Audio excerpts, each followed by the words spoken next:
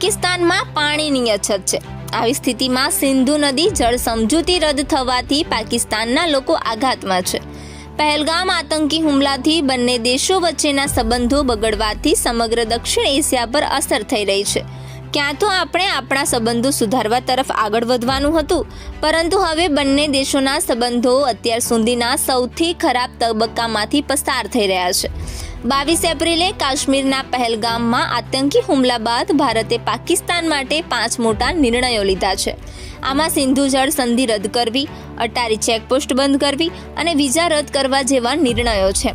આના જવાબમાં 24 એપ્રિલે પાકિસ્તાને પણ દ્વિપક્ષીય સમજૂતીઓ રદ કરવાની વાત કહી અને વાઘા બોર્ડર બંધ કરી દીધું। ત્યારથી ભારત અને પાકિસ્તાનથી લોકો પોતાના દેશ પરત ફરી રહ્યા છે। આ નિર્ણયો સ્પષ્ટ સંદેશ છે કે ભારત અને પાકિસ્તાનના સંબંધો તેમના ઇતિહાસમાં સૌથી ખરાબ તબક્કામાં છે।